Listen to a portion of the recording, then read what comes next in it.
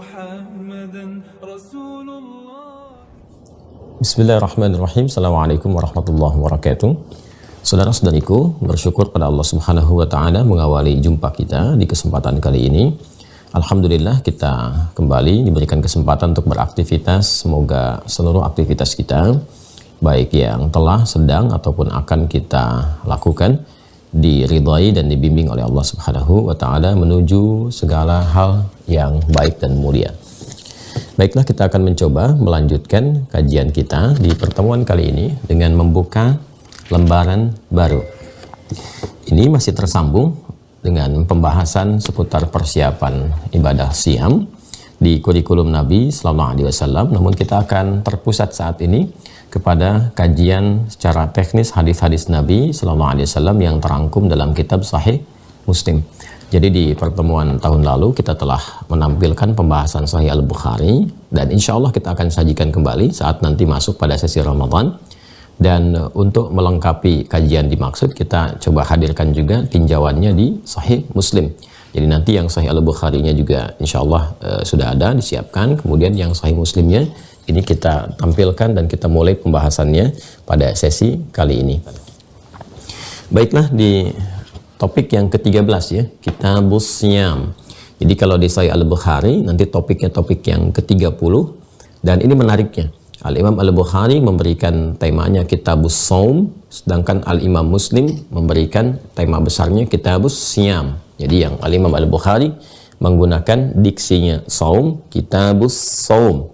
Ya, topik yang ke-30. Di Al-Imam Muslim Kitabus Syam. Telah kita uraikan di pertemuan sebelumnya, teman-teman sekalian, bahwa Shaum dengan Syam memiliki kesamaan dan memiliki perbedaan, memiliki keumuman dan memiliki kekhususan. Jika disebutkan Shaum, maka mencakup seluruh makna menahan. Jadi kata Syam pun dan maknanya tercakup dalam kata Shaum. Bila disebutkan Shaum artinya menahan segala jenis yang ditahan, baik menahan dalam pengertian terbatas, misal seperti yang terjadi pada Sayyidah Maryam alaihissalam di Quran surah ke-19, Maryam ayat yang ke-26. Inni nadhartu lirrahmani shauma. Seperti yang pernah saya uraikan, beliau alaihissalam diperintahkan oleh Allah Subhanahu wa Ta'ala untuk melakukan shaum. Ya, shaumnya bukan tidak makan, tidak minum.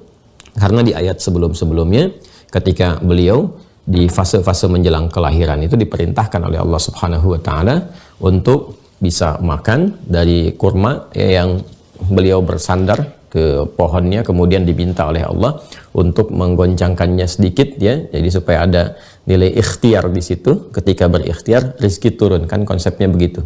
Maka ketika diperintahkan menggoncangkan sedikit, artinya menepuk sedikit, maka jatuhlah pohon-pohon kurma itu, dan diperintahkan untuk minum juga dari air segar di sekitarannya. Jadi masih tetap makan dan minum, cuman yang ditahan, yang shaum itu tidak bicara. Ketika sudah melahirkan, kemudian Nabi Isa alaihissalam sudah disiapkan dengan baik, akan kembali ke kaumnya, maka diperintahkan untuk shaum dalam pengertian tidak bicara. Jadi masih makan, masih minum. Kata shaum juga mencakup makna siam, artinya kalau ada puasa dalam pengertian yang terukur dengan ketentuan, dengan hukum, dengan aturan tertentu, ya seperti penunaian Ramadan misalnya. Ya, di Al-Baqarah ayat 183 katanya, diksinya menggunakan kata asyam. Ya ayyuhalladzina amanu kutiba alaikumus syam, dan 9 kali disebutkan dalam Al-Quran. Jika sudah menunjuk kepada kata asyam, ini memberi kesan bahwa puasa yang dimaksudkan bukan pengertiannya umum, bukan sekedar menahan yang masih bersifat umum, tidak, tapi diikat oleh ketentuan-ketentuan tertentu. Ya, ada aturannya seperti yang pernah saya uraikan. Ada waktunya, syaratnya, ketentuan, dan sebagainya. Itu asyam. Jadi, Al-Imam Al-Bukhari ketika memberikan tema besarnya Kitabus Shaum, beliau ingin menguraikan segala ketentuan yang terkait dengan shaum, baik yang sifatnya umum ataupun khusus. Jadi kalau ada pengertian umum, begini konteksnya. Kalau ada pengertian khusus, seperti ini penjabarannya. Nah, Al-Imam Muslim merinci yang terkait dengan aturan-aturan spesifik yang khusus. Ya, spesialnya terkait dengan ketentuan-ketentuan siam, baik terkait dengan Ramadan ataupun di luar Ramadan, yang sekiranya semua makna puasa itu masih terkorelasi dengan makna yang khusus, artinya bukan ketentuan umum, cuman menahan tidak bicara, itu kan, menahan misalnya tidak berinteraksi, menahan tidak makan makanan tertentu, tapi yang lain masih makan, itu umum.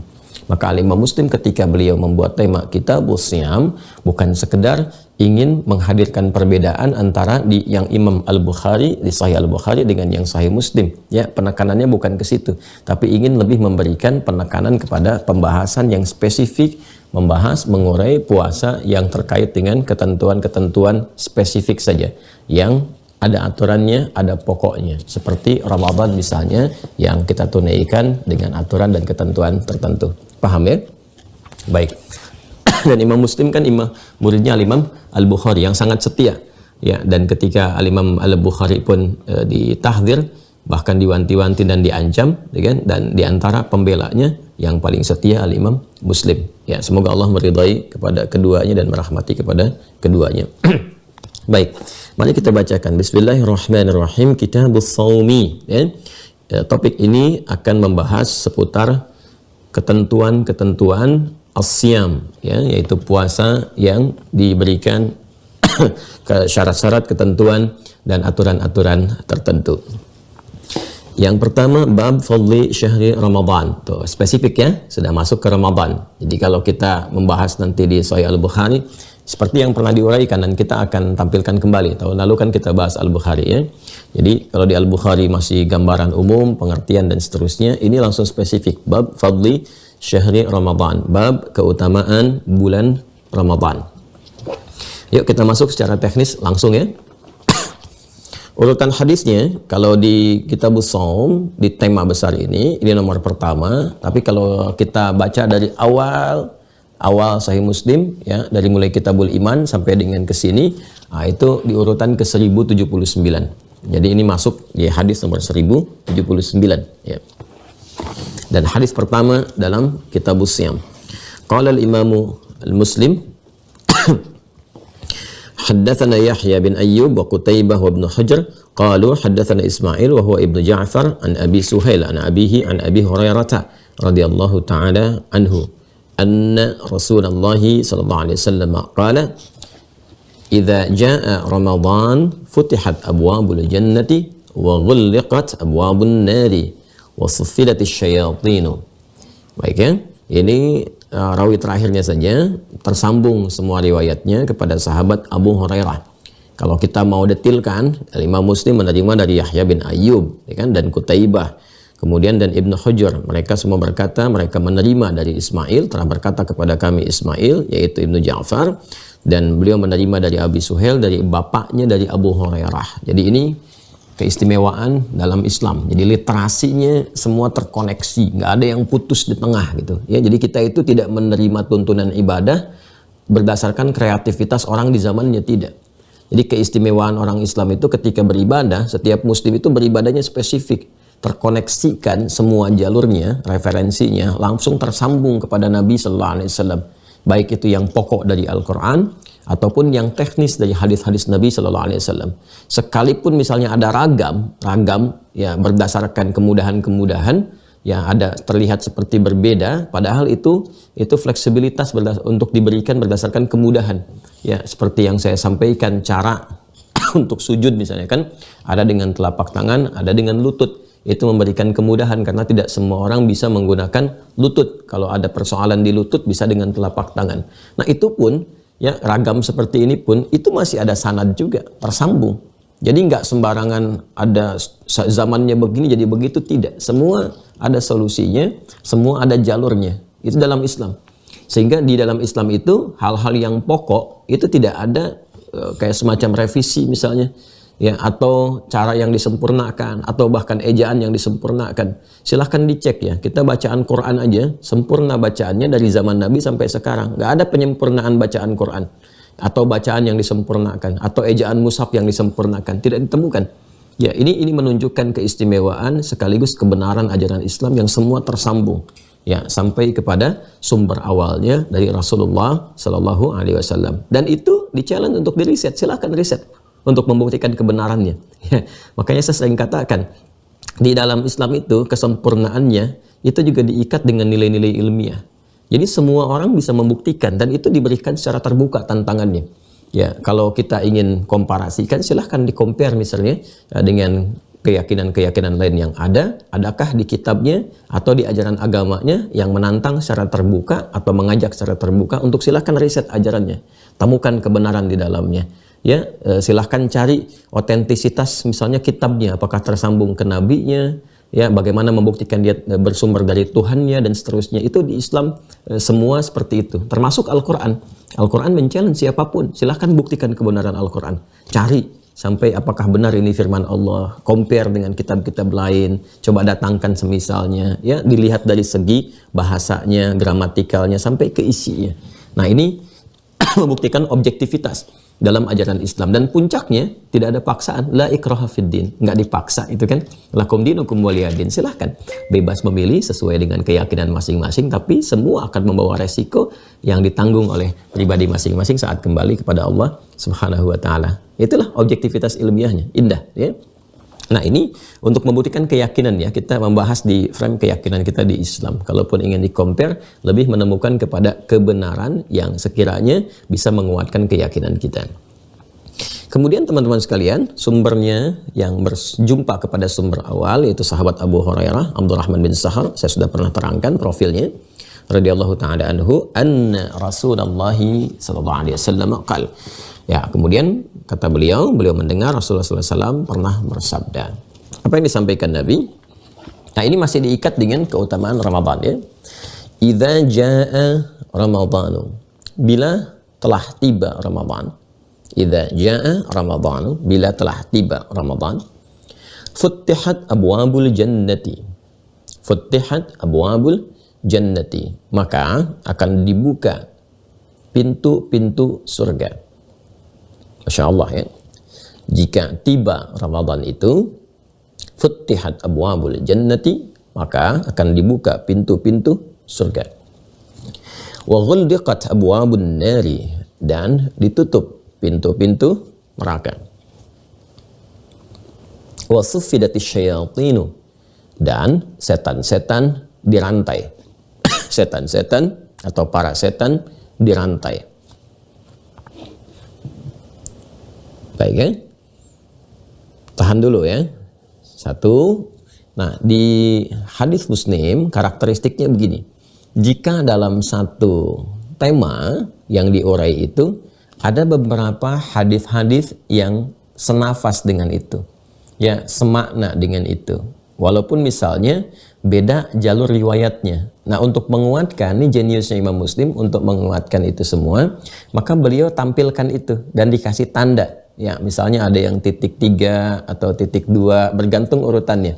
Jadi setelah riwayat pokok yang pertama, nanti biasanya dikasih tanda kurung di bawahnya, titik 3 misalnya, atau titik 2, berdasarkan berapa turunan ke bawahnya ini yang akan dihadirkan. Nah, ini di antara kejeniusan sekaligus keluasan literasi Imam Muslim. Jadi ini dari jalurnya sahabat A, ini jalurnya sahabat B. Atau di Abu Hurairah ada yang dengar lagi ketika beliau menyampaikan si fulan, si fulan, si fulan.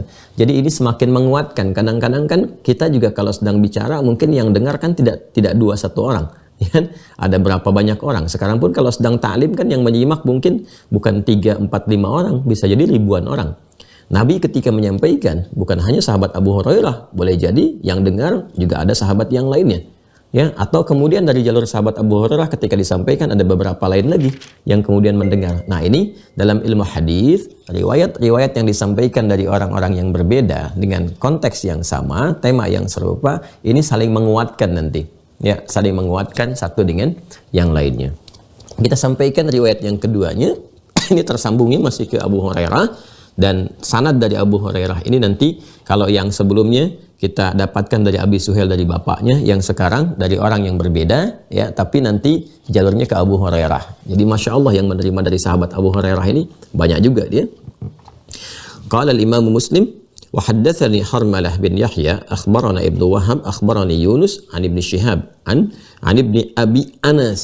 Nah, ini ya, Ibnu Abi Anas, anna abahu, bahwa bapaknya, haddatsahu, menyampaikan kepada beliau, annahu, bahwa beliau sami'a Aba Hurairah, mendengar Abu Hurairah radhiyallahu taala anhu yaqul, beliau berkata, qala Rasulullah sallallahu alaihi wasallam, Rasulullah SAW bersabda, "Idza kana Ramadhanu futtihat abwabur rahmati wa ghulliqat abwabu jahannama wa sulsilatis syayatin." Masya Allah. Ini ada yang menarik tuh, ada 3 di sini ya. Ya, ada 3. Yang pertama, kesungguhan Imam Muslim dalam mencari hadis-hadis bahkan terkait dengan satu tema utama. Ya, jadi ini ada tema tentang keutamaan Ramadan.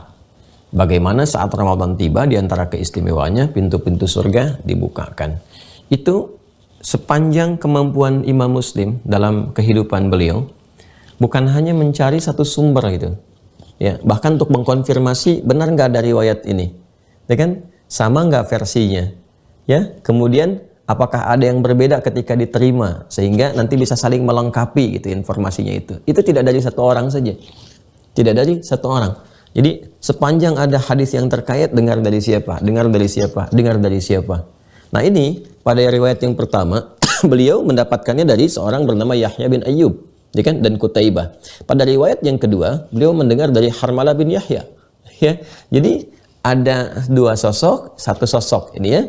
A, satu sosok B. Jadi ketika mendapatkan tema tentang keutamaan Ramadan, itu dicari oleh beliau. Ya, didapati. Oh, ini dapat dari si fulan, dapat dari si fulan. Artinya, ini memberikan kesan kepada kita informasi-informasi yang baik itu, ya kan? Yang pertama, tidak harus kita juga mereferensikan dari satu sumber. Boleh jadi ada sumber yang lain yang benar juga, yang baik juga, ya. Khususnya ketika kita mengkaji satu topik tertentu, ya. Dan ini kan menjadi karakteristik yang diterapkan bahkan di dunia ilmiah. Ya kan, para sarjana itu kalau mau membahas satu tema pun dalam skripsi atau dalam tesis, dalam disertasi, ya, kan di referensinya walaupun topik yang dituliskan itu satu topik tertentu, kan menulis dari berbagai literasi kan. Dari si fulan, dari si fulan, dari si fulan, pendapat ini, pendapat ini, pendapat ini. Nah, Imam Muslim itu sudah memberikan sinyal dalam pencarian hadisnya. Ini topiknya tentang keutamaan Ramadan, bagaimana pintu surga dibuka. Siapa saja yang menyampaikan ini? Beliau cari itu. Ya, si fulan, si fulan, si fulan. Jelas ya? Jadi ini menunjukkan kesungguhan, keseriusan dalam mencari pengetahuan dan khususnya terkait dengan referensi keislaman. Jadi saya sering katakan juga kepada teman-teman semuanya, ya kalaupun ingin belajar hal-hal dalam Islam, tidak harus terfokus juga kepada saya misalnya. Boleh sepanjang ada yang baik, yang ukurannya kan ada ukurannya, ada fiqhnya. Kalau ini benar, kredibilitasnya tidak diragukan, kan? Kemampuan penguasaan dalam agamanya baik, tidak banyak kontroversi dan sebagainya, ya silahkan jadikan rujukan juga, kan? Ambil sepanjang itu baik. Jadi kalau ada kesan yang tidak baiknya tidak harus dibincangkan, apalagi digibahkan, sudah cukup ditinggalkan saja gitu kan. Nah, ini gambarannya. Jadi pada riwayat yang kedua, ya, ini memberikan kesan satu keutamaan Imam Muslim, ya kan, kesungguhan beliau dalam mencari sumber-sumber atau referensi-referensi yang mengacu kepada riwayat yang serupa. Yang kedua, teman-teman sekalian, juga memberikan kesan kesungguhan dalam pencarian-pencarian riwayat yang bersumber dari satu sumber yang sama. Ya, yang saya maksudkan ini masuk ke fasenya Abu Hurairah, sahabat Abu Hurairah radhiyallahu taala anhu. Coba teman-teman lihat, ini kan yang menerima dari Abu Hurairah yang pertama dari Abi Suhail dari bapaknya, ya kan? Kemudian yang kedua dari Ibnu Abi Anas, ya dari bapaknya juga. Jadi ternyata yang menggali ilmu di era-era awal-awal tuh sepeninggal Nabi sallallahu alaihi wasallam, ada sahabat mengajar juga. Itu yang memburu para sahabat itu luar biasa. Ini memberikan kesan kepada kita, kalau memang kelihatan ada orang kafabel, ada orang bagus, wawasannya luas, literasinya cukup luar biasa, pengetahuannya dalam dan sebagainya, cepat buru itu, mumpung ada kesempatannya. Ya, apalagi kalau sudah tanda-tanda nanti di menjelang fase perpindahan zaman ya ke akhir-akhirnya. Kan semalam baru saya sampaikan tentang pembukanya. Nanti ke pertengahan menuju ke akhir-akhir itu diantara tandanya dicabut nanti ya para ahli-ahli ilmu. Ya. Innallaha la yaqbidul ilma, ya. Allah Subhanahu wa taala tidak mencabut pengetahuan intiza'an minal ibad, langsung dicabut ilmunya, tidak. Misalnya tafsir dicabut, tidak. Hadis dicabut, tidak. Ya, walakin biqabdil ulama, tapi dicabutnya pakar-pakar di bidangnya.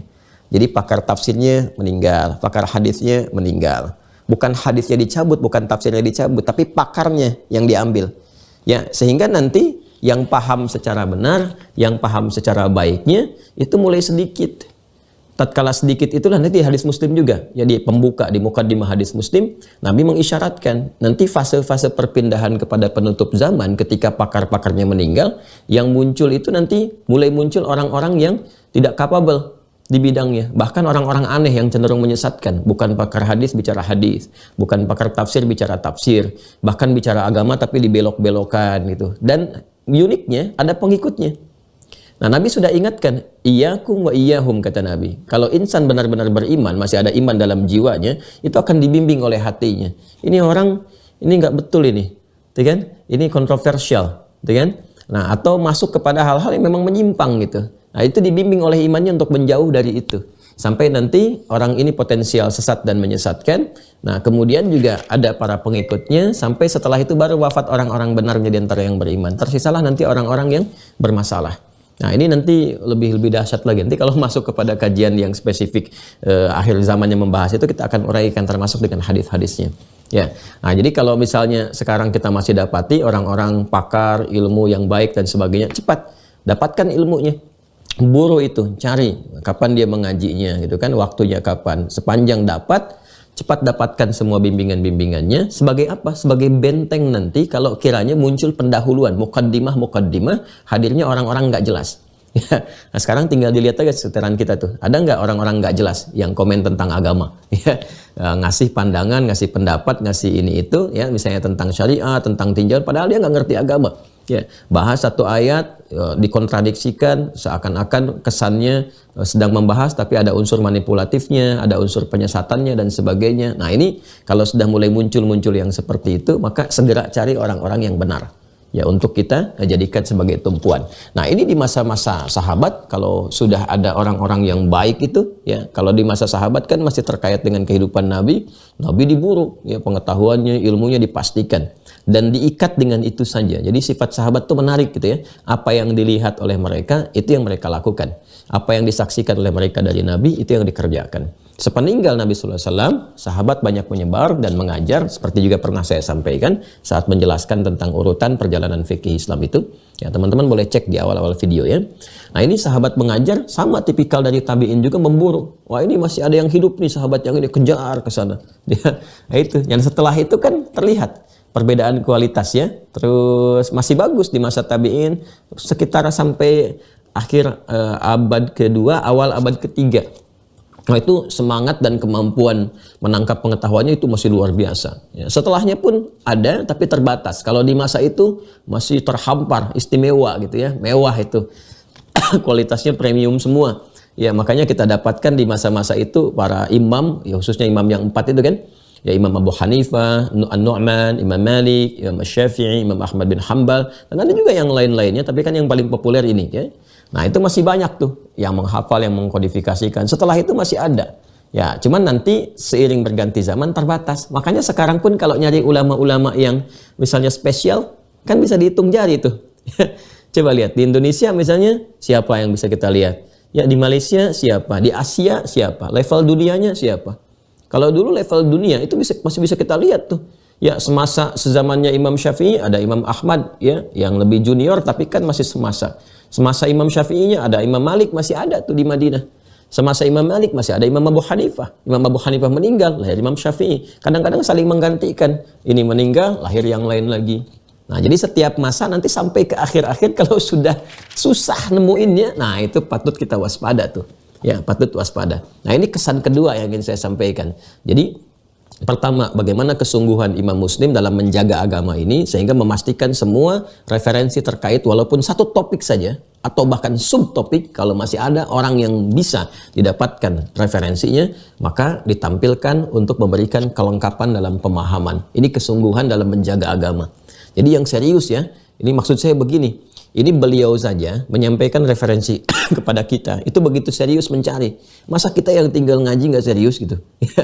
Kita tinggal ngaji, tinggal dapetin infonya aja. Ada yang sambil rebahan, sambil minum, ini itu. Ya kalau sudah ngaji Quran, ngaji hadis itu fokus. Supaya kita dapatkan keberkahannya. Ya kan? Kecuali memang ada hajat yang lain dan kita mendengar sekian persen. Alhamdulillah masih ada hal yang bisa kita dapatkan. Dan yang kedua tadi terkait dengan bagaimana perburuan kepada informasi orang-orang yang kredibel seperti sahabat Abu Hurairah yang tadi saya sampaikan.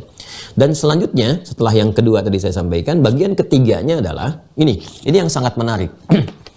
Kadang-kadang dari pendengaran walaupun dari sumber yang sama itu ditemukan redaksi berbeda tapi masih menunjuk kepada konteks yang sama. Nah, ini yang membedakan antara hadis dengan Al-Quran.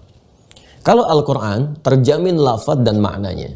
Jadi Anda mau menerima dari siapapun, walaupun orangnya banyak, Anda bertalaki, nggak akan beda.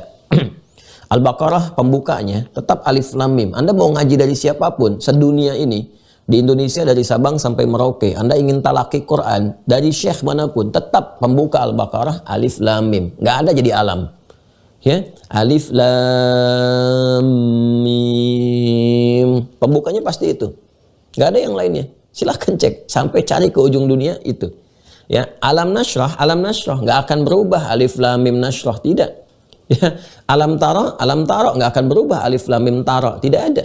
Ya, jadi semuanya terjaga lafaz dan maknanya. Ini yang dimaksud Quran surah ke-15 ayat ke-9 itu. Al-Hijr ayat 9. Inna nahnu nazzalna dzikra wa inna lahu lahafizun. Dengan keagunganku kata Allah, ya kan? Maka kami yang menurunkan Al-Quran dan kami pula kata Allah Subhanahu wa Ta'ala yang berkomitmen untuk menjaganya, menjamin terjaga.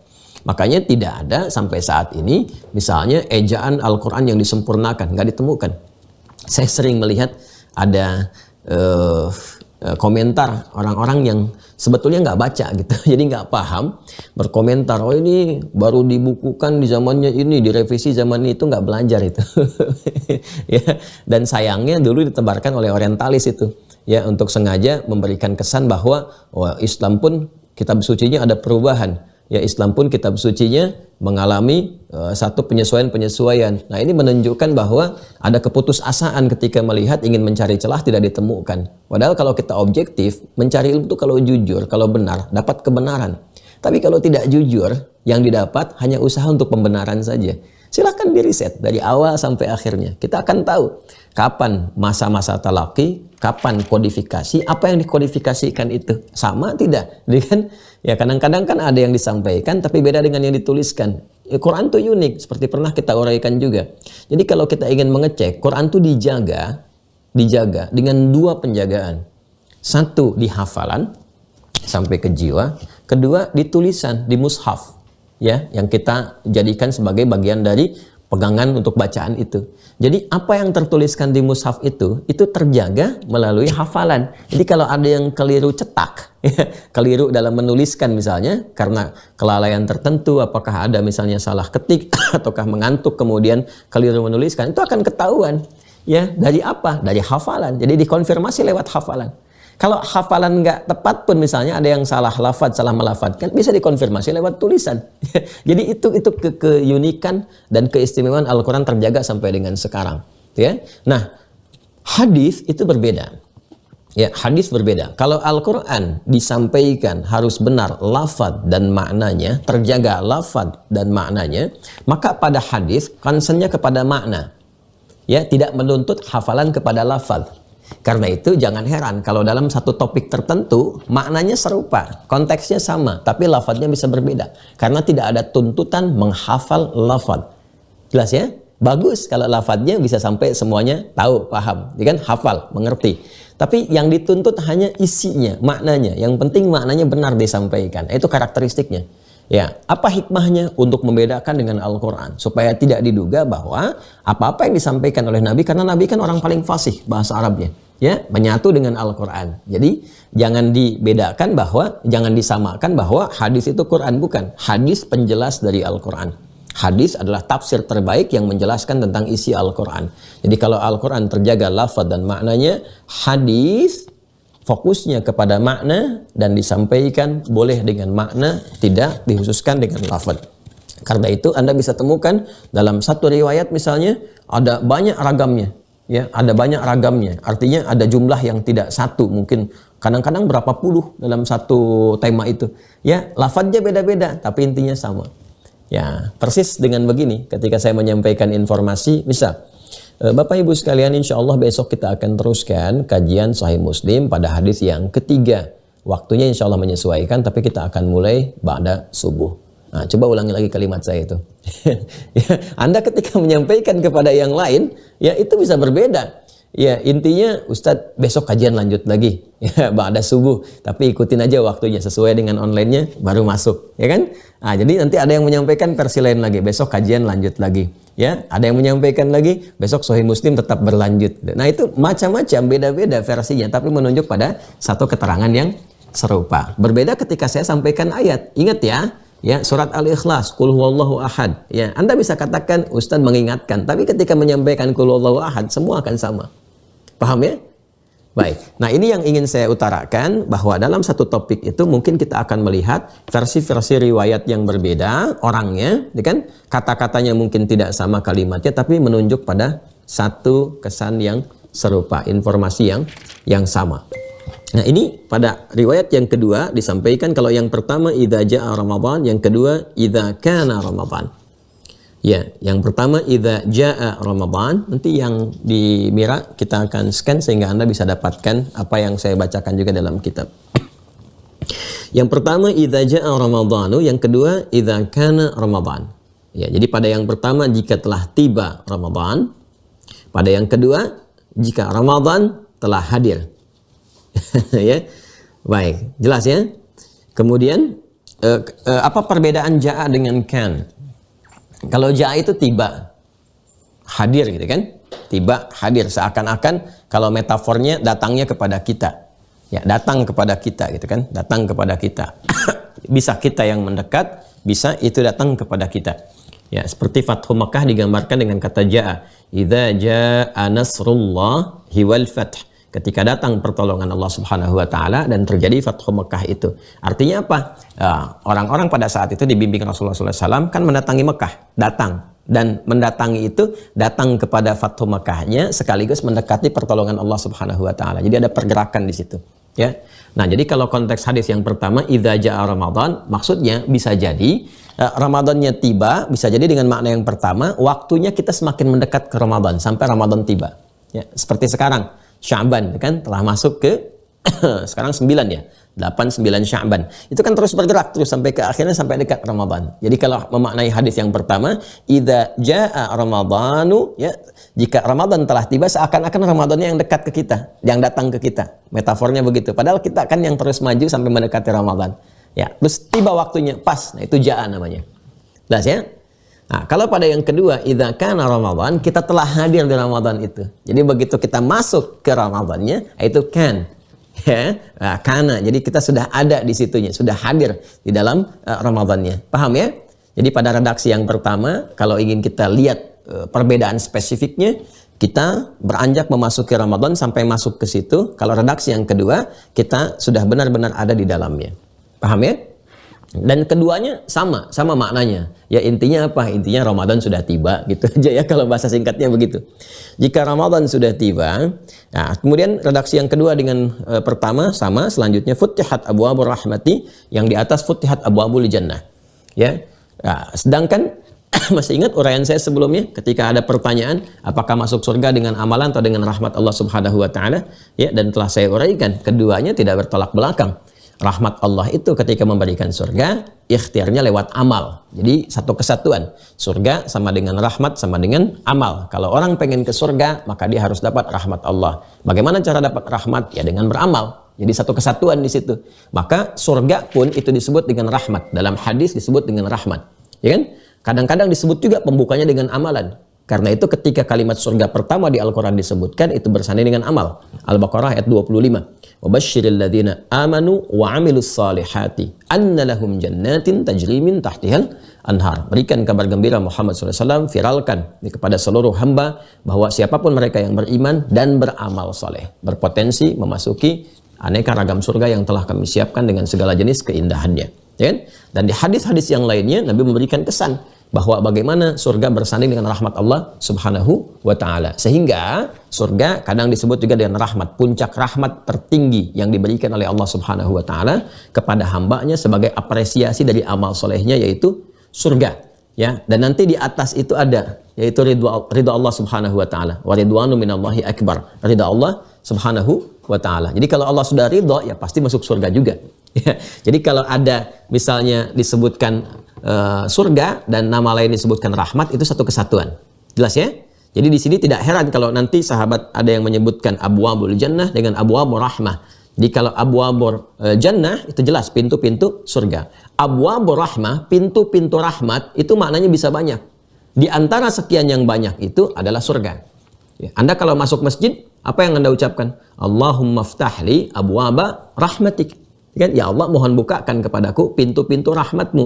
Nah, itu maknanya banyak. Bisa terkait dengan surga, pintu-pintu surga, karena nanti ada amalan-amalan di masjid yang kita kerjakan, berpotensi memasukkan kita ke surga dengan ragam pintunya. Nanti kita akan bahas, ada berapa pintu surga. Nah, nanti pintunya itu bergantung pada amalan. Ya, nanti ketika kita masuk masjid, ada amal-amal yang bisa mengantarkan kita ke surga. Jadi doa pertama kita masuk kaki kanan, kita katakan Allahumma ftahli abwaaba rahmatik. Ya Allah, mohon bukakan kepadaku pintu-pintu rahmatmu. Di antara makna rahmat di situ ada surga.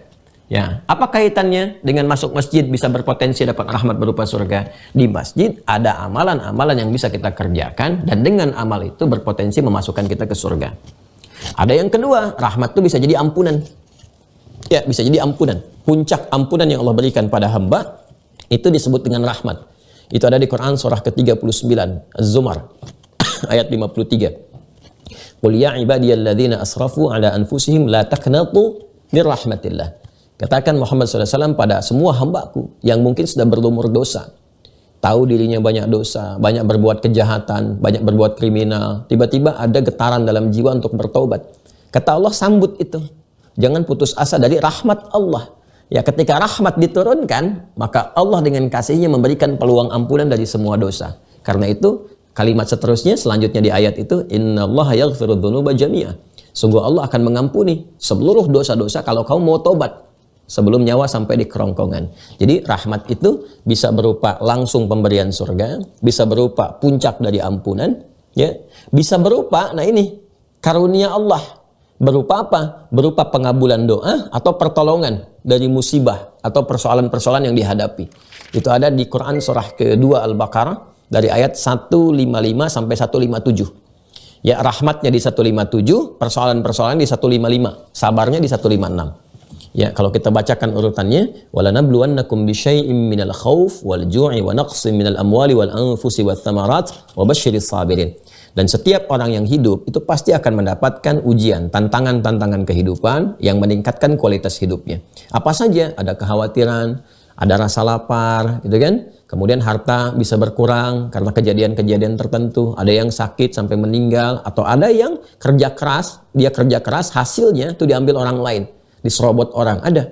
Ya, dan sabar kalau sedang menimpa itu semua kita alami, sabar. Nah, sabar itu cenderung membawa pada kebahagiaan. Bagaimana cara sabar? Ayat 156 ya. Alladzina idza asabathum musibah qalu inna lillahi wa inna ilaihi raji'un. Orang yang sabar saat mengalami itu diberi petunjuk oleh Allah, dipuji, dikasih jalan keluar. Ketika Allah memberikan jalan keluar, rahmat turun. Ayat 157-nya, ulaika alaihim salawatum min rabbihim wa rahmah. Ya, wa ulaika humul muhtadun. Ulaika alaihim salawatum min rabbihim wa rahmah. Orang-orang yang sabar saat diuji dan dia menyadari bukan dia saja, orang lain pun diuji. Orang lain pun punya masalah dan untuk sukses itu harus melewati ujian. Ketika sadar itu dipuji oleh Allah. Begitu mendapatkan pujian dari Allah, dibentangkan solusi, warahmah, kasih solusi. Ya, lalu diberi petunjuk menjalani solusi itu. Itu urutannya. Jadi rahmat itu bisa berupa solusi yang Allah berikan dalam mengentaskan berbagai persoalan kehidupan. Ya, berupa kasih sayang, gambaran kasih dan sayang Allah Subhanahu wa taala. Yang kedua, puncak kasih yang Allah berikan saat di dunia untuk mengampuni seluruh dosa-dosa. Dan yang ketiga, puncak kasih yang Allah berikan saat di akhirat, memberikan apresiasi berupa surga berdasarkan kesungguhan hamba dalam beramal soleh saat di dunia. Jadi bisa pertolongan Allah dari mengentaskan persoalan, bisa puncak ampunan yang diberikan dari semua dosa, atau yang ketiga bisa berupa puncak pemberian berupa surga saat kembali kepada Allah di akhirat kelak. Tinggal nanti ketika kita memohon, spesifiknya kemana? Kalau konteks di pembahasan ini spesifiknya ke surga. Futtihat abwabu rahmati ay futtihat abwabul jannah. Jadi hadis satu dengan yang lain saling menafsirkan. Yang dimaksud rahmah di sini adalah surga. Tapi kalau Anda masuk masjid, masuk mengatakan Allahumma ftah li abwaaba rahmatik, itu ketiga-tiganya. Makanya orang masuk masjid, ada yang berdoa minta dibebaskan dari persoalan. Ya Allah, aku punya masalah ini, mohon diberikan solusi. Ada yang begitu kan? Ya, di kantor ada masalah, di rumah ada masalah, di masjid curhat, gitu kan? Ada yang kedua, yang tobat, yang minta ampun, sujud, ambil nangis di pojok-pojok masjid. Ada. Yang ketiga, minta surga. Jadi tiga-tiganya ada. Makanya ketika Anda masuk masjid, kalimatnya jelas. Allahumma ftah li abwaaba rahmatik. Ya Allah, mohon bukakan kepadaku pintu-pintu rahmatmu. Kenapa bentuknya jama'? Mengacu kepada tiga makna tadi. Mau yang mana? Itu kan? Ya, kan dibalik tanya, mau yang mana yang kamu minta? Makanya kita beramal. Amal itu yang spesifik menunjukkan kepada kita permintaan rahmat apa yang diinginkan. Makanya kalau masuk masjid, tujuannya mesti jelas. Jelas, niatkan untuk ibadah. Nah nanti spesifiknya mau kemana? Kan Anda minta rahmat, tapi Anda melakukan pekerjaan yang tidak mendatangkan rahmat. Kan nggak nyambung. Iya, nggak nyambung. Jaka sembung aja nggak begitu gitu. Itu nggak nyambung. Ya, itu tidak nyambung. Jadi kalau masuk masjid, sudah punya orientasi, rencana. Saya mau ngapain ke masjid ini? Ibadahnya pun tertata. Betul, sholat fardu kita kerjakan. Selain itu, apa pelengkapannya? Kan doa. Arahnya mau kemana? Makanya habis beramal itu berdoa. Kalau mau baca Quran di masjid, baca. Setelah itu mau minta apa? Ya, nah di antara tiga rahmat tadi, Anda spesifik arahkan kemana? Apakah doa terkait kehidupan? Untuk Anda kah, suami kah, istri kah, anak kah, tetangga kah, kerabat kah? Doa spesifik. Siapa yang punya masalah, mintakan. Beramal dulu, minta. Wah, kalau paham fikih masjid itu enak sekali teman-teman sekalian. Enak sekali. Karena ada banyak peluang rahmat di situ. Makanya banyak orang kalau sedang ada persoalan, sejak zaman dulu larinya ke masjid. Ke masjid, curhatnya, mintanya, dan sebagainya. Itu rumus ya. Mungkin lain waktu lah kalau kita mau dispesifikasikan. Baik, balik ke sini ya. Futihat abwabur rahmati, yang di atas futihat abwabul jannati. Wa ghuliqat abwabun nari, ya ini sama wa ghuliqat abwabu jahannam. Yang bawah spesifik jahannam. Ya, dibukakan pintu-pintu. Jadi kalau yang di atas itu digambarkan keseluruhannya. Ya, kalau yang di bawah itu menggunakan sinekdok pas prototo, tapi ditampilkan yang paling dahsyatnya. Ya, lawan pas prototo itu kan sinekdok totem pro parte. Kalau di ilmu balaghah, dzikrul ba'di yuradu bihil kullu, disebutkan sebagian yang dimaksud keseluruhan. Ya kan? Kalau ada keseluruhan totem pro parte, disebutkan keseluruhan yang dimaksud sebagian. Dzikrul kulli yuradu bihil ba'du. Ya, kalau kita gambarkan beginilah.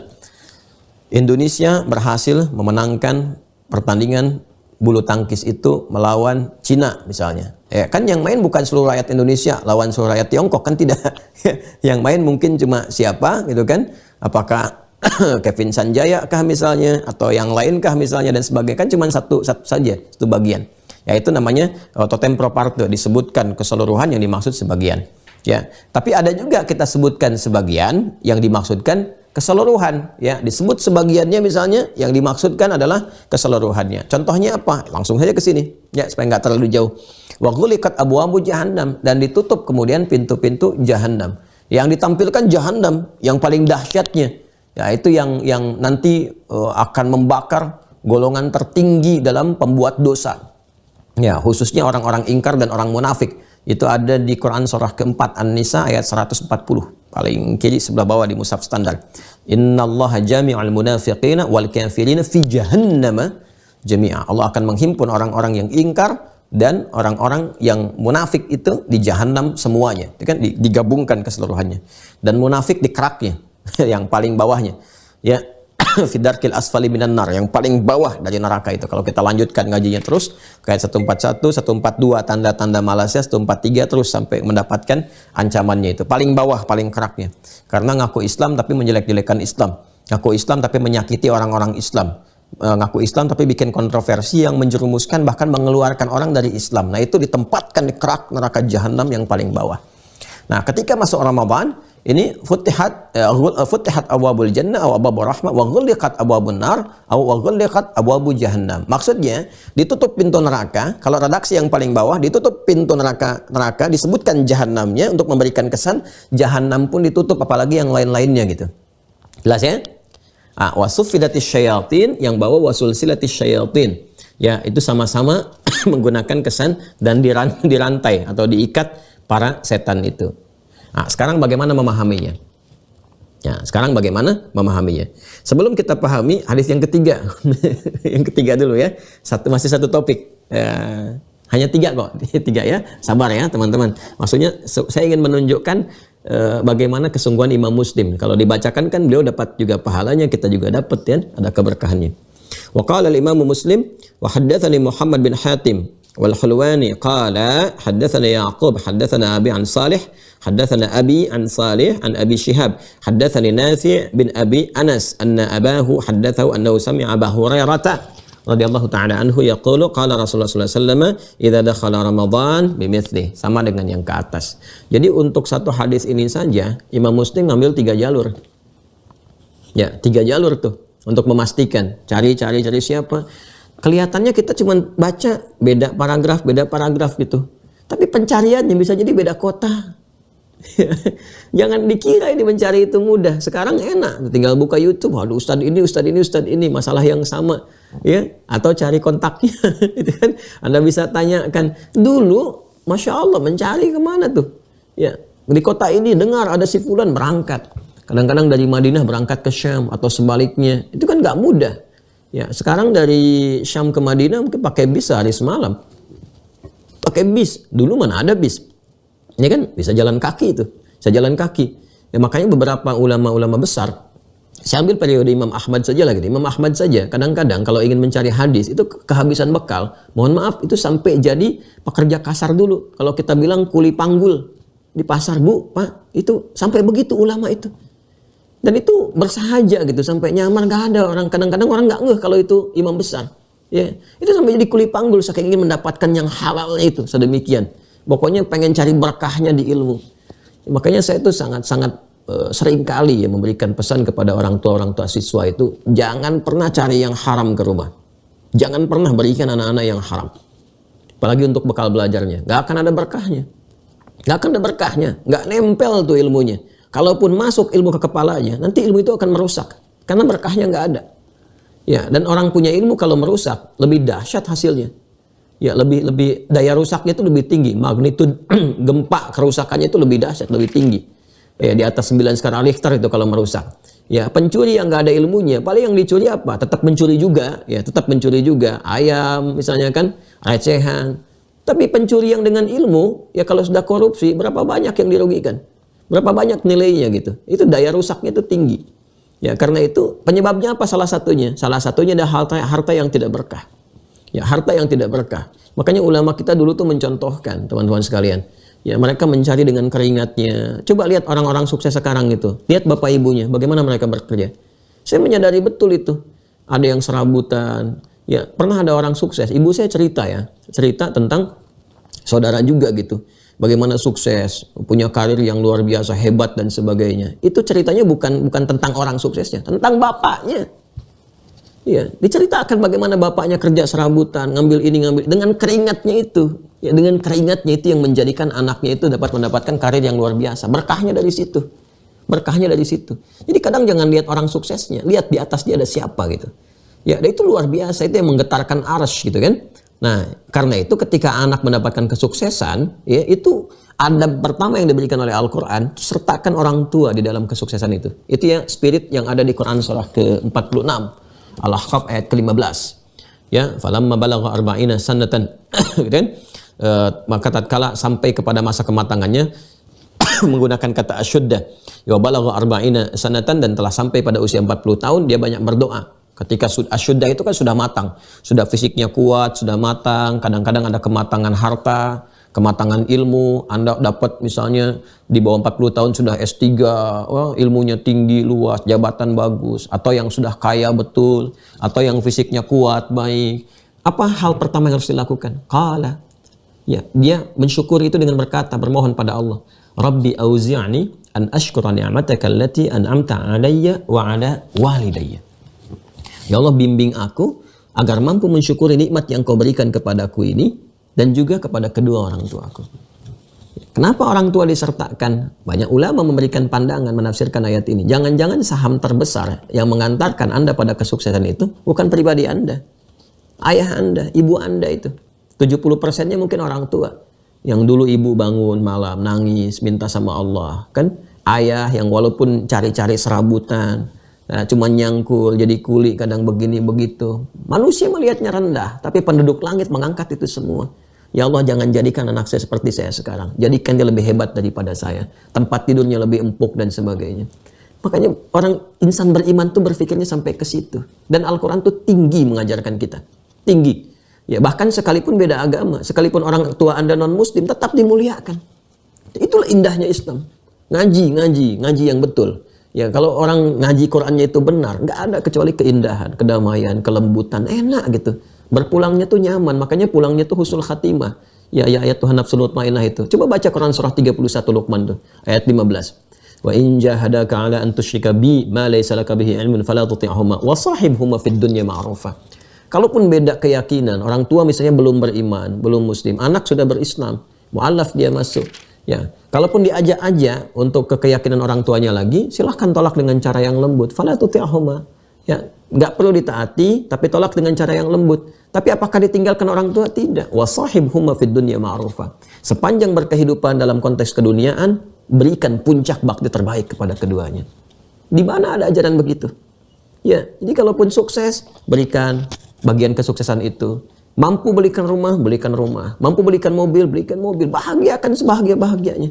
Sakit, pijitin. Itu kan, doain terus dalam kebaikan. Ya, dan itu indah. Nggak ada didapatkan dimanapun, kecuali di Quran. Silakan cari dimanapun seperti yang disampaikan dalam Al-Quran. Ya, karena yang menyampaikan Al-Quran itu siapa? Rasulullah. Dari siapa? Dari yang berfirman Allah Subhanahu wa Ta'ala. Itu indahnya gitu. Ya, itu indahnya teman-teman sekalian. Jadi, saya ingin balik lagi kepada keadaan kita bahwa cari keberkahan dalam setiap hal. Kalau berkah itu cukup semuanya. Ya, sedikit berkah itu bagus, apalagi banyak berkah lebih bagus. Ya, banyak berkah lebih bagus. Jadi tadi saya sampaikan bagaimana para ulama kita mencari referensi itu sampai mereka mencari yang baik dengan cara yang baik. Ya, ini pun jangan sampai terjadi nih. Anda ikut taklim dengan saya misalnya dari harta yang tidak benar. Ya, hasil dari pencurian ini supaya berkah sebagiannya pakai buat ngaji. Enggak ada berkahnya tuh dari harta yang haram. Ya, jauhi. Rizki itu sudah diatur, gampang. Udah ada aturannya. Kita bekerja, datang rizki, nggak akan tertukar. Selesai. Ya, yang belum jelas itu surganya. Ya, yang belum jelas itu berkahnya. Maka kalau kita kalau paham tentang rizki itu ya, nggak ada gelisahnya gitu. Nggak ada gelisah. Karena Allah sudah janji. Ya, dan Nabi menegaskan itu, menyampaikan, menafsirkan dengan bahasa yang tegas. Asal kita mau bergerak, beraktivitas dengan cara yang benar dan dipelajari babnya, datang rezeki dimanapun. Ya, cuman perbedaannya di berkahnya. Nah, sekarang kita kembali ya teman-teman kepada yang tadi. Jadi hadisnya serupa dengan apa yang disampaikan idza dakhala Ramadan tuh. Kalau yang pertama idza jaa, yang kedua idza kana Ramadan, yang ketiga idza dakhala Ramadan. Intinya sama aja. Kalau udah ada Ramadan, kalau udah masuk Ramadan. Jadi yang pertama datang Ramadan, itu memberikan gambaran kita datang mendekat ke Ramadan, terus di Ramadan tiba ketemu. Masya Allah, kayak dua-duanya ketemu, nyambung. Tibalah Ramadan. Yang kedua, sudah masuk Ramadan. Ya, sudah berada di dalam Ramadannya. Idza kana Ramadan. Yang ketiga, idza dakhala Ramadan. Ramadan sudah masuk. Kita masuk, Ramadan hadir. Intinya sama-sama saja. Kalau mau ditafsirkan dengan bahasa yang beda, intinya kalau Ramadan sudah tiba. Ya kan? Sudah kita ada di dalamnya. Jadi, tapi ini memberikan kesan kenapa banyak riwayat ini hadir dengan makna yang sama. Intinya yang ngaji dulu banyak. Yang nyari sumber kebaikan tuh banyak. Semangatnya tinggi. Alhamdulillah sekarang Masya Allah kalau saya perhatikan kita kembali tuh. Watilkal ayyamu nudawiluha bainan nas. Kembali ke spirit itu. Manfaatkan. Jadi kalau sedang ada spirit senang ngaji, cepat ambil itu. Sebelum dia hilang. Karena kesibukan yang lain. Ya kan? Nah yang kedua, sungguh-sungguh dalam mencarinya. Seperti Imam Muslim mengajarkan pada kita. Nah sekarang yuk kita bahas inti bahasannya. Ini kan dibagi 3. Dari 3 ini kita bahas satu aja dulu ya. 3 masalahnya kan persoalan yang kita bahas. 1, pintu-pintu surga. Pertanyaannya ada berapa pintu surga? Itu kan? Ya, seperti apa gambarannya? Bagaimana memasukinya? Seperti apa meraihnya? Kedua, pintu neraka. Ada berapa pintu neraka itu? Dari mana sumbernya? Seperti apa kita menghindarinya? Itu kan? Nah, kan ini dibuka pintu surga. Pemahamannya bagaimana? Apa benar-benar dibuka atau metafor? Ditutup neraka, seperti apa ditutupnya? Kan? Dan yang ketiga, setan dirantai. Bagaimana memahami setan dirantai ini? Ya, kalau setannya dirantai, kenapa masih ada maksiat saat Ramadan? Kenapa masih ada yang mencuri saat Ramadan? Kenapa masih ada yang berbohong? Katanya setannya dirantai. Ya, jadi 3 ini yang coba kita turunkan. Jadi barusan muqaddimah. Sekarang baru kita pahami maknanya. Ya, bismillah. Yuk satu-satu ya. Kita bahas satu saja. Ya, untuk saat ini. Masya Allah udah 6:30. Udah 1 jam. Baik, bismillah. Yang pertama, idza jaa Ramadan atau idza kana Ramadan atau idza dakhala Ramadan, intinya bila Ramadan telah tiba. Futtihat, ini redaksinya serupa, futtihat. Ya. Futtihat abwabu al-jannah.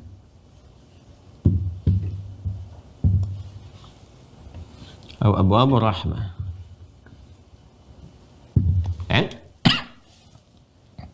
Ini saya kotaki dulu. Idza jaa atau kana atau dakhala Ramadan. Nah, ya. 3 versi ini diksinya berbeda tapi menunjuk pada makna yang sama, ya. Apabila Ramadan telah tiba, jika Ramadan telah tiba, futtihat abwabu al-jannah, maka pintu-pintu surga, pintu-pintu rahmat dibuka oleh Allah Subhanahu wa taala. Perhatikan baik-baik, fokus ya, fokus. Saya ingin tekankan ini dulu nih. 1, baru kemudian ke sini 2, baru ke sini 3. Jadi bagian pertama pun ada sub 3 pembahasan lagi ya. Subtopik lagi 3 pembahasan. 1 ini, 2 ini, 3 ini. Jika Ramadan telah tiba, bagian pertamanya, pintu-pintu surga dibuka. Diksi yang disampaikan kepada kita melalui Sahih Muslim ini untuk menunjuk pintu-pintu surganya, ya, kata surga ini diwakili juga dengan kata rahmat. Untuk memberikan kesan kepada kita bahwa surga itu dianugerahkan oleh Allah kepada kita melalui rahmat Allah Subhanahu wa taala. Seperti yang pernah saya uraikan, ya. Jadi kalau kita buat persamaan begini. Ini rahmat sama dengan surga. Kan? Jadi orang hamba yang taat, yang beriman, beramal saleh, berpotensi masuk surga dengan mendapatkan rahmat Allah Subhanahu wa taala. Jadi masuk surga itu karena apa? Karena rahmat Allah Subhanahu wa taala. Sehingga seringkali surga itu juga disebut dengan rahmat untuk memberikan kesan syukur kita kepada Allah Subhanahu wa taala atas rahmat yang dianugerahkan. Sekaligus memberikan penegas, awas ya, kesan yang menegaskan supaya kita bersemangat untuk mendapatkan rahmat. Karena kunci masuk surga itu lewat rahmat Allah. Sekarang kunci mendapatkan rahmat dari mana? Dari amal saleh. Amal saleh. Nah, jadi di sini muncullah persamaan. Persamaannya begini. Amal saleh sama dengan rahmat sama dengan surga. Ya kan? Kalau kita bikin persamaan matematika, A sama dengan B sama dengan C. Ya kan? Maka kalau sudah A sama dengan B sama dengan C, kita bisa bikin persamaan begini kan? A sama dengan C. Ya, seperti B sama dengan C, seperti A sama dengan C. Insya Allah paham ya? Insya Allah paham ya? Jadi kan amal soleh sama dengan rahmat sama dengan surga. Kalau amal soleh itu A, rahmat B, surga C, berarti A sama dengan B, A sama dengan C, B sama dengan A, B sama dengan C. Ya kan? Kalau kita kembalikan ke atas, rahmat sama dengan surga, B sama dengan C. Untuk mendapatkan surga harus dapat rahmat Allah. Jelas ya? A sama dengan C. Karena untuk mendapatkan rahmat harus dengan amal soleh. Maka bisa juga kita katakan untuk mendapatkan surga harus melalui amal soleh. Karena nggak mungkin ke surga tanpa amal soleh. Ya, nggak mungkin ke surga tanpa amal soleh. Karena syarat mendapatkan rahmat lewat amal soleh. Makanya bisa dikatakan untuk mendapatkan surga harus lewat amal soleh. Dengan amal soleh dapat rahmat, dengan rahmat masuk surga. Karena itu kalau disebutkan surga dengan nama rahmat, selain menunjukkan bentuk syukur kepada Allah karena diberikan rahmat, juga menegaskan kepada kita buru rahmat ini dengan cara memperbanyak amal soleh. Ini maksudnya. Karena itu di Al-Quran itu lebih banyak ditampilkan sandingan surga dengan amal solehnya, karena ini inti untuk mendapatkan rahmat. Jelas ya? Ya, ini inti untuk mendapatkan rahmat. Kadang-kadang Allah kasih pembuka dulu rahmatnya lewat iman. Tinggal nanti dengan iman itu memupuk amal soleh. Itu yang dimaksud Quran surah ke-2 Al-Baqarah ayat 25. Ini kalimat surga pertama dalam Al-Quran. Wa basyiril ladzina amanu. Ya Muhammad SAW, berikan kabar gembira dan viralkan ini kepada seluruh umatmu, kepada seluruh hamba-hambaku. Ya, berikan kabar gembira kepada semua orang tanpa kecuali. Pakai alladzina. Ya, wabasyiril ladzina disebutkan 1080 kali dalam Al-Quran. Baik besar, kecil, tua, muda, laki-laki, perempuan, dan sebagainya. Ya, tanpa kecuali. Jadi surga itu Allah bentangkan untuk semua hamba. Peluangnya, tanpa kecuali. Ya, nah hamba itu tinggal pilihannya mau nggak ke situ, mau ngambil nggak? Kalau mau ngambil, maka buka dengan kuncinya, masuk ke situ. Bagaimana caranya? Amanu, satu dengan iman dulu. Ya, iman ini kunci untuk amal soleh. Jadi amal bisa soleh kalau ada iman. Nah ini makanya kalau kita bikin persamaan lagi, di sini ada persamaan lagi, iman sama dengan amal soleh. Ya, akidah sama dengan amal, gitu kan? Sama dengan syariat. Maka wabasyiril ladzina amanu wa amilus shalihat, dan mengkreasikan iman itu kepada amal soleh. Jadi kalau Anda bertanya di sini, bagaimana cara masuk surga? Dapatnya lewat rahmat Allah. Bagaimana dapat rahmat? Lewat amal soleh. Bagaimana amal bisa soleh? Lewat iman. Wabasyiril ladzina amanu wa amilus salihati anna lahum jannatin tajri min tahtihal anhar. Sungguh orang-orang yang mampu beriman dan mengkreasikan dengan imannya semua amal, semua pekerjaan menjadi saleh, maka dia berpeluang mendapat rahmat Allah, dan berdasar amalnya ini disiapkanlah ragam-ragam surga yang membentang segala jenis keindahannya. Jadi di sini sudah diberikan sinyal, isyarat dalam Al-Quran. Surga itu ada ragamnya, bukan satu bagian saja. Ya, ada ragamnya. Dan ayat ini memberikan kesan ragamnya akan bergantung amal solehnya. Ini. Jadi kalau kita ingin kembalikan ke sini secara detail, teman-teman sekalian, kalau ingin mendapatkan surga, maka raih rahmat Allah. Kalau ingin mendapatkan rahmat Allah, lewat amal soleh. Kalau ingin amal jadi soleh, amal itu perbuatan. Semua pekerjaan yang kita lakukan, ya dari bangun tidur sampai tidur lagi, bahkan tidur itu sendiri, bagian dari pekerjaan kita, dari ujung kepala sampai ujung kaki, itu kan bekerja, beraktivitas, berperilaku. Bagaimana semua perilaku itu menjadi soleh? Ketika dibimbing oleh iman. Karena itu kalau sudah beriman, harusnya otomatis beramal soleh. Soleh itu kebaikan yang disukai oleh Allah. Makanya lihat dalam Al-Quran petunjuknya, lihat dalam hadis. Seperti apa yang baik yang disukai Allah. Tuh nyambung semua. Nyambung semua. Misal ini fikiran. Fikiran kan bekerja, berfikir. Seperti apa berfikir yang disukai Allah. Ya, makanya turun ayat-ayat nanti. Wa yatafakkaruna fi khalqis samawati wal ard afala yatadabbaruna al-Qur'an. Ini cara berfikir yang Allah senangi. Riset, menunjukkan kepada maslahat yang benar, yang baik, ya kan? Kemudian apalagi, ya, menjauhi prasangka yang buruk, ya. Ya, kemudian tidak digunakan berfikir untuk merancang kejahatan. Pikirkan yang maslahat, yang baik-baik. Itu yang Allah senangi. Ketika pikiran digunakan pada yang baik-baik, karena dibimbing oleh imannya, jadi soleh tuh. Lisan dibimbing oleh iman, berkata yang baik-baik. Tidak saling mencela, la yasraqu minkum, la yaghtab ba'dukum ba'dha, kan? Tidak gibah, dan seterusnya. Ya terus. Itu kalau ditata oleh iman jadi soleh, lisan soleh, terus pandangan soleh, telinga soleh, pendengaran sampai ke ujung kaki. Itu yang disebut amal soleh, dibimbing oleh iman. Makanya kalau ngaku beriman, pasti soleh. Kalau ada orang mengaku beriman, ada yang tidak soleh, berarti ada yang perlu diperbaiki. Ada yang perlu diperbaiki. Karena iman itu hanya mengarahkan kepada yang soleh. Mustahil ada insan betul-betul beriman, dengan amalnya tidak soleh, itu mustahil. Karena itu dicek level imannya ada di mana. Bagaimana cara menguatkan iman? Nyambung lagi, ada caranya lagi. Makanya pelajari kurikulum Mira dari awal sampai akhir. Bab iman aja 62 video. Bahas itu. Nanti ada level, minimal kan 3 level. Ya, keripik aja ada level pedasnya, kan? Ini ada level iman, ada level nikmatnya, sampai puncaknya halawatul iman. Makanya nanti ada level amanah yang dasar zamannya amanu, ya ayyuhalladzina amanu, ya, itu dasar pokok. Nanti naik ke yu'minun alladzina yu'minuna bil ghaib, ya yu'minu. Nanti ujungnya al-mu'min, jamaknya al-mu'minun. Ya, kalau sudah al-mu'minun, wah itu level tinggi. Makanya al-mu'minun tuh sholatnya khusyuk. Ya, yang dipikirin kalau nyari harta bagaimana zakat. Kalau bicara dipikirkan supaya yang bermanfaat semua. Maka muncul sifatnya di surah al-mu'minun. Ya, qad aflahal mu'minun. Apa perilaku dan latihannya? Alladzina hum fi sholatihim khashi'un. Sholatnya khusyuk.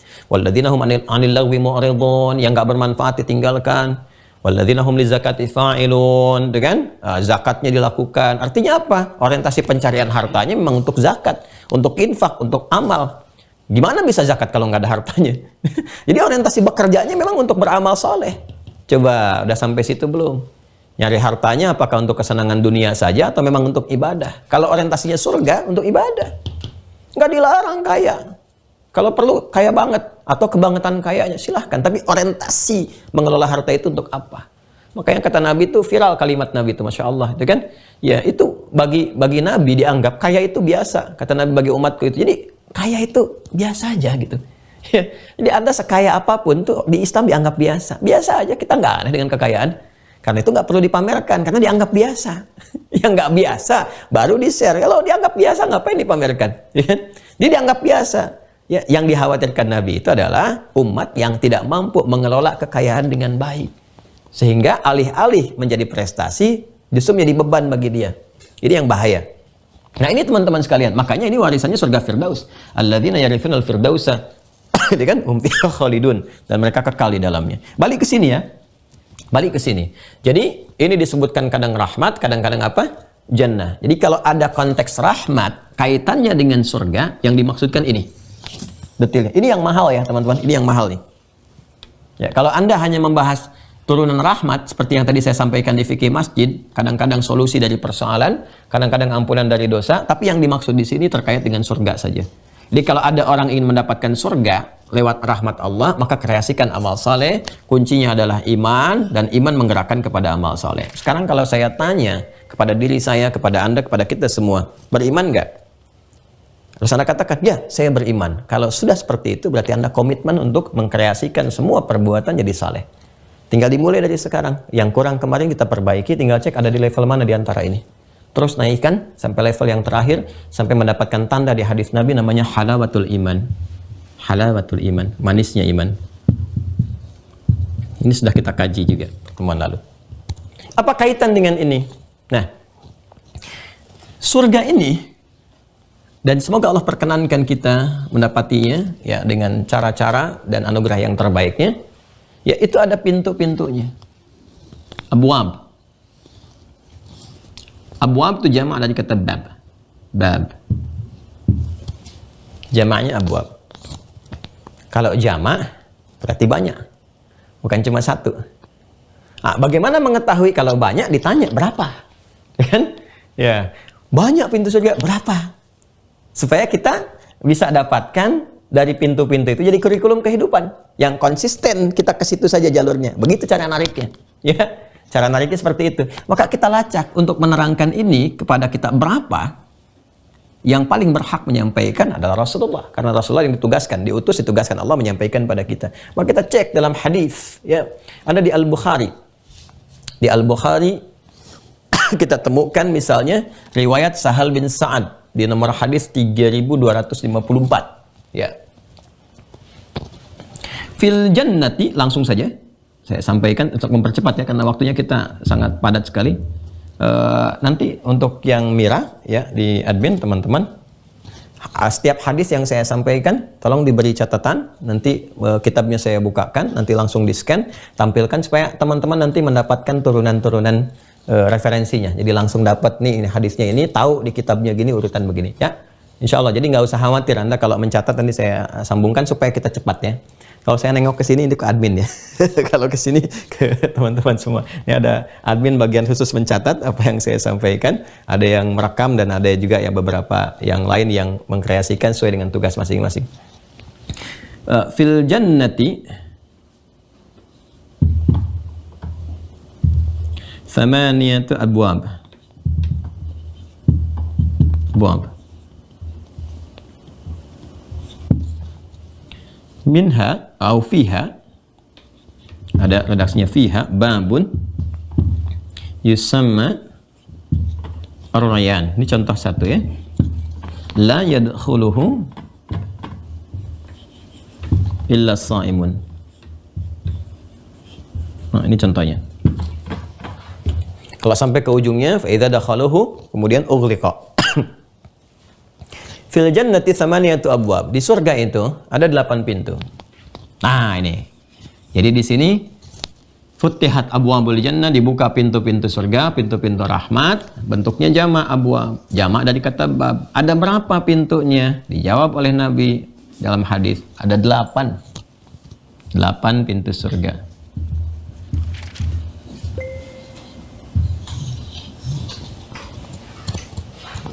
Awas ya.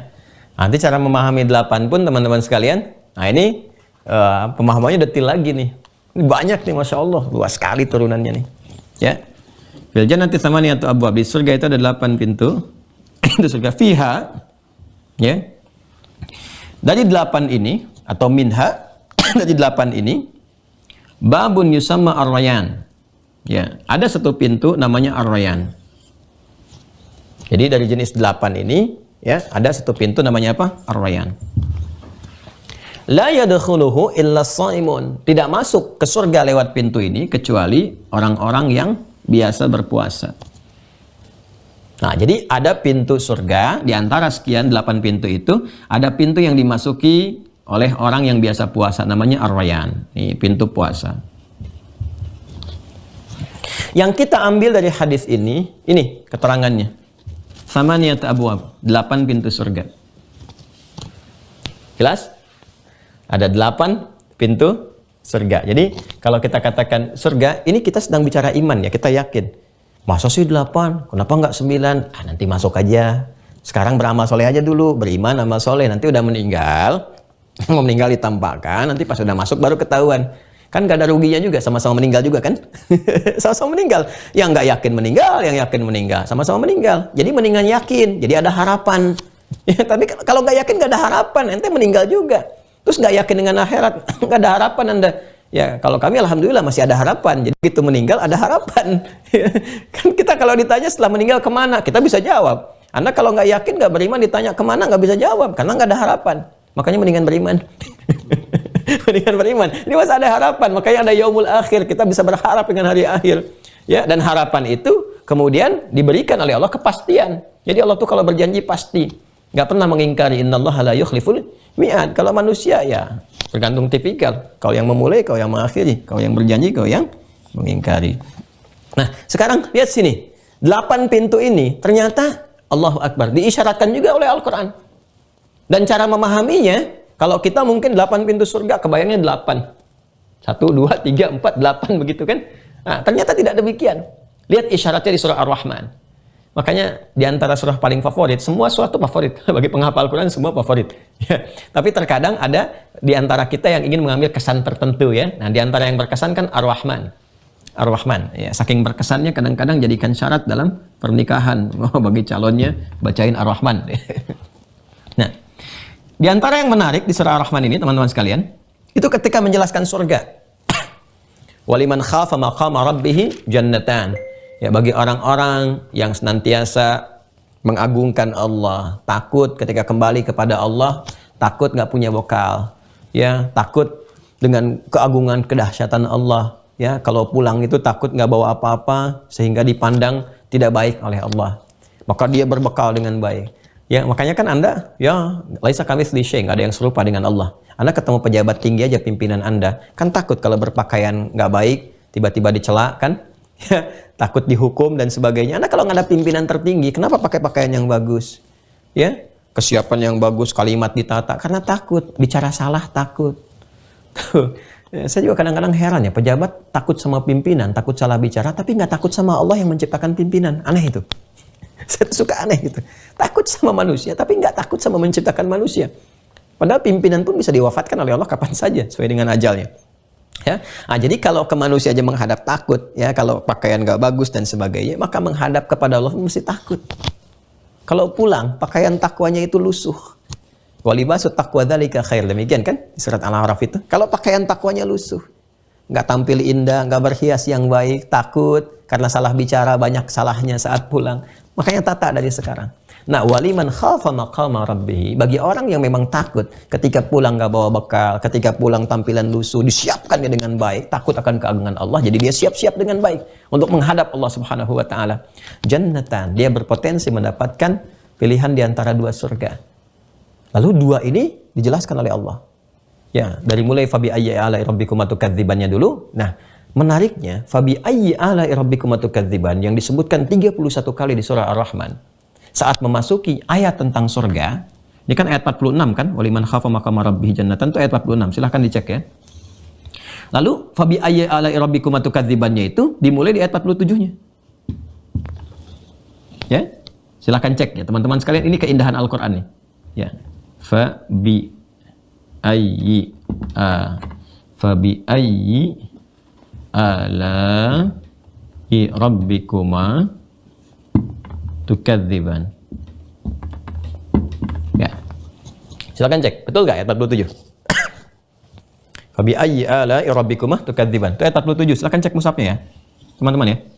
Waliman khafa maqama rabbih jannatan, itu ayat 46 ketika menyebutkan surga, jannatan. Kan? Waliman khafa maqama rabbih jannatan. Bagi orang yang mempersiapkan diri karena takut ketemu Allah, nggak siap bekal, tampilan lusuh, dia siap-siap, kan? Maka disiapkan oleh Allah dua surga yang sangat indah. Ya kan? Nah, ketika membahas yang pertama, ya, disebutkan dulu fabi ayyi ala'i rabbikuma tukadziban. Itu bagian pertamanya terus teman-teman sekalian berjumlah 8 fabi ayyi ala'i rabbikuma tukadzibannya. Kalimat fabi ayyi ala'i rabbikuma tukadziban ketika menerangkan surga yang pertama itu berjumlah 8. Hitung. 47, 49, teruskan. 51, 53, 55, 57, 59, 61. Silahkan cek. 47, 49, 51, 53, 55, dah? 57, 59, 61. Ayat 61, fabi ayyi ala'i rabbikuma tukadziban. Sudah?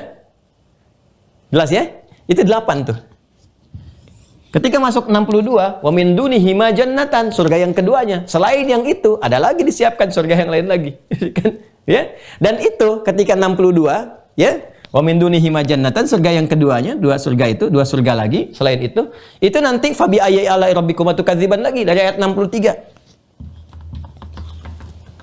Sampai berapa? Sampai 77. Jumlahnya 8 lagi. 63, 65, 67, 69, 71, 73, 75, 77. Gak percaya silahkan cek. Sampai 2 ayat terakhir. Fabi ayyi ala'i rabbikuma tukadziban. 8 lagi. Ya. Jadi yang ini 8, yang ini 8. Jadi ternyata ketika masuk surga itu ada level-levelnya. Di setiap level surga 8 pintu lagi. Allahu Akbar. 8 pintu. Dan kalau ngaji lebih detail, buka hadis lagi, lebih detail lagi. Ntar kita scanin hadisnya supaya tahu betul ya. Itu jaraknya ya. Inna misra'aini min masari'il jannati, antara jarak itu ya, antara satu pintunya aja, pintu dari pintu ke pintu lagi ke surga yang lainnya. Ini kan 8 pintu nih. Jarak satu pintu, 1, 2, 3, 4 terus sampai 8. Ini jarak pintu ini ke yang kedua ini, masafata arba'ina sanatan. Itu jaraknya seluas sepanjang lebarnya itu 40 tahun. Masa sih? Iman. Iman. Nanti saat ke sana. Nah, ini yang dimaksudkan Quran surah ke 3 Ali Imran ayat 133. Makanya hafalin Qurannya, enak kalau hafal Quran tuh.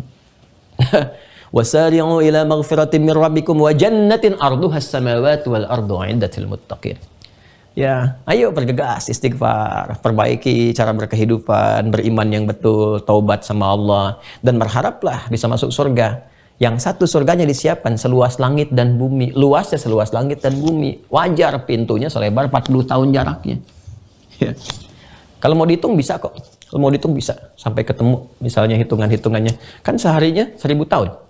Ya, yang di surah As-Sajdah itu, yudabbirul amra minas sama'i ilal ardi tsumma yarju ilaihi fi yaumin kana miqdaruhu alf sanati bimma ta'udun.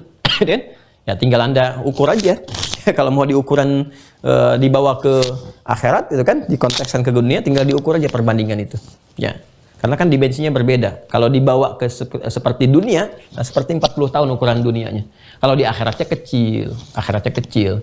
Ya, ini kalau 40 per 1000 kan kita bisa turunkan aja. Kan satu harinya 1000 tahun di akhiratnya. Tinggal dibagi aja 40 per 1000. Itu ukuran akhirat, disebutnya kecil. Tapi kalau ditarik ke dunia, 40 tahun seluas langit dan bumi. Itu ya. Nggak percaya, iman. Nanti saat ke sana baru. Yang penting kita masih punya harapan. Insya Allah. Nah ini teman-teman, detail sekali. Ya, jadi Masya Allah, cari di referensi manapun. Ada nggak yang nerangin tentang surga? Berapa pintunya? Berapa lebar pintunya? Jaraknya berapa? Ada suasana apa di dalamnya? Seperti apa masuknya? Gimana menyiapkannya? Nggak mungkin ada yang bisa menerangkan itu sedetil apapun. Nggak mungkin. Serinci sejelas-jelasnya, kecuali yang menciptakannya. Ya, yang mencipta, yang membuat sesuatu bisa nerangkan dengan detil. Nah, jadi kalau mau gampangnya, kalau ingin cari keterangan yang menunjukkan bahwa pencipta yang benar, cari kitab yang menerangkan tentang semua itu dengan rinci. Dan ternyata ditemukannya di mana? Di Al-Quran, di hadis. Makanya pembahasan ini harusnya meyakinkan kita tentang kebenaran Islam. Kenapa? Karena semua referensi yang disampaikan benar adanya dan cuma ada di sini. Ini menunjukkan bahwa yang berfirman Al-Quran itu benar. Siapa? Allah. Ini pencipta yang sesungguhnya. Ya, boleh jadi kita dapatkan di tempat lain keterangan, misalnya di buku lain, ini surga ini begini. Coba cek detil nggak? Ada nggak yang kayak gini? Ya kan? Dan seterusnya. Nah ini gambarannya. Jadi kalau disebutkan Abwabul Jannah, itu jama' dari kata bab. Ini jumlahnya berapa tadi? 8. 8 itu memahaminya bukan 1, 2, 3, 4 sampai dengan 8. Tapi setiap level surga, ini ada level lagi. Setiap level surga nanti ada 8 pintu. Ya kan? Nah, sekarang teman-teman sekalian, untuk menutupnya ya, untuk menutupnya, perhatikan baik-baik. Setiap pintu ini ternyata gambaran di dunianya itu diikat dengan ini, dengan ragam amal solehnya. Ya, ini hadis juga. Dan hadis ini terkait dengan peristiwa sahabat Abu Bakar radhiyallahu taala anhu, Abu Bakar As-Siddiq radhiyallahu taala anhu. Riwayatnya disampaikan oleh sahabat Abu Hurairah. Ya.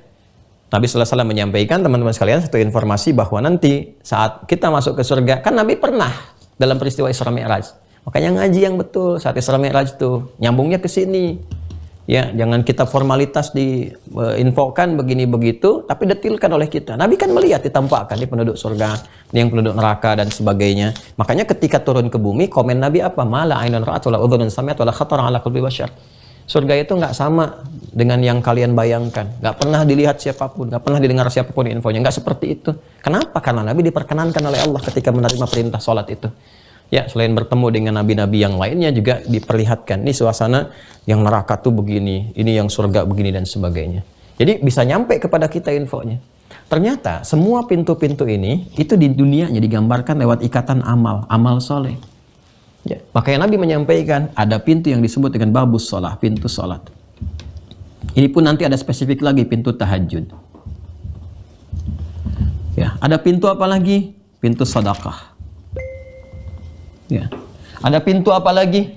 Ya, Syekh Abdurrahman Al-Mubarakfuri itu punya kitab bagus juga itu ya, yang membahas tentang syarahnya Jami' At-Tirmidzi. Jadi beliau menghimpun pendapat ulama yang meriset tentang ayat dan hadis terkait dengan pintu surga. Ada pintu silaturahim. Ya, macam-macam terus. Ya, sampai 8 amalan soleh yang bisa diturunkan. Nah ternyata ketika kita diperintahkan untuk beramal, puasa, sholat, pintu zakat nanti, ya terus nanti yang pokok ada pintu haji, umrah, dan seterusnya. Kita diperintahkan teman-teman untuk tahajud, diperintahkan kita untuk sedekah, untuk silaturahim, ya untuk apa lagi, untuk haji, untuk umrah. Ternyata semua perintah-perintah yang diberikan kepada kita itu, ini gambaran dari ragam amal soleh yang disupport oleh iman. Nah ini yang kita kerjakan, amal soleh ini sejatinya adalah pintu surga kita. Sini. Karena itu ketika Allah menyebutkan kalimat surga pertama, balik ke Al-Baqarah ayat 25, itu ikatannya dengan amal soleh. Ini ikatannya. Ya, ikatannya ini. Yuk kita bikin sekarang tema ikatan surga. Ya, ikatan cinta kan sudah ada. Sekarang ikatan surga. Di sini. Coba lihat. Ikatan surga ayatnya Al-Baqarah ayat 25 dulu. Wa basyiril ladzina amanu wa amilus salihati anna lahum jannatin. Tuh, ragamnya, jamak bentuknya. Berikan kabar gembira, viralkan Muhammad pada hamba-hambaku yang beriman dan beramal soleh. Ketika mereka mengkreasikan amal soleh mereka ini, disiapkan sesuai dengan amalnya jannatin, ragam surga. Sesuai dengan amal, ini kuncinya di sini. Jadi nanti ketika masuk surga insya Allah itu dipanggil. Ya dipanggil lewat apa? Lewat amalannya. Di pintunya itu ada panggilan. Ya kalau kita masuk ke Ar-Rayyan tadi, kalau kita ngaji langsung ke lafadznya di teks hadisnya itu ada yang wana dan munadi, wana dan munadi. Ya penyeru berkata di penjaga pintu surga, misalnya pintu Ar-Rayyan nih yang puasa. Aina shaimun, aina shaimun. Kemana yang biasa puasa, kemana yang biasa puasa. Ya, nah, maka nanti masuk orang-orang yang biasa puasa lewat pintu itu. Ya, masuk lewat pintu Ar-Rayyan. Fa idza dakhaluhu ughliqa, kalau sudah masuk ditutup langsung pintunya. Cep. Sekejap, ughliqa, tutup sekejap. Jadi yang lain nggak bisa masuk lagi. Ya, nanti pintu sholat yang khusyuk-khusyuk, kan? Ada pintu tahajud yang biasa bangun malam, terus sampai ke bawah. Tiba-tiba Abu Bakar As-Siddiq mengacungkan tangannya, ya Rasulullah, ada nggak yang dipanggil oleh semua pintu itu? Masya Allah. Ada nggak yang berpotensi dipanggil oleh semua pintu itu? Acungkan tangannya, bertanya. Ini kecerdasan sahabat Abu Bakar. Jadi ada nggak yang ketika masuk ke surga itu semua pintu berebut memanggil? Masya Allah, ya fulan, ya fulan, ya fulan, ya fulan, dipanggil itu. Ada nggak? Nah, apa jawaban Nabi Sallallahu Alaihi Wasallam? Kita lihat besok hari. Kita lihat besok bagaimana Nabi Sallallahu Alaihi Wasallam menjawab pertanyaan Abu Bakar itu ketika beliau bertanya, ya Rasulullah, ada nggak yang dipanggil oleh pintu-pintu itu? Apa jawaban Nabi? Dan bagaimana kemudian kita membahas kata futihat, saat pintu-pintu itu peluangnya dibuka saat Ramadan. Bagaimana memahaminya ketika semua peluang itu dibuka saat Ramadan. Pemahamannya seperti apa? Apakah pintunya betul dibuka keseluruhan atau ini metafor bahwa spirit Ramadan mengantarkan kita pada peluang banyak beramal sehingga berpeluang memasuki semua pintu-pintu itu, dan apa kaitannya dengan pertanyaan sahabat Abu Bakar? Sabar, besok. Ya, pintu surga ada 8, tapi sekarang sudah jam 7. Sudah lewat ya. Sudah ada hal-hal yang harus kita kerjakan untuk mengkreasikan yang lain. Sementara kita cukupkan dulu ya, teman-teman sekalian. Saya kira itu yang bisa saya sampaikan. Mohon maaf kalau sampai hari ini ada yang masih kurang berkenan, kata-kata yang kurang baik, pelajaran yang mungkin belum jelas atau terlalu panjang saya uraikan. Itu mungkin kekurangan saya, dari saya pribadi, mohon dimaafkan. Yang baik, yang benar, yang menyentuh kepada jiwa itu kuasa dan kehendak Allah Subhanahu wa taala, sumbernya dari Allah dan Rasulnya. Semoga lebih mendekatkan diri kita pada Allah Subhanahu wa taala. Demikian, terima kasih.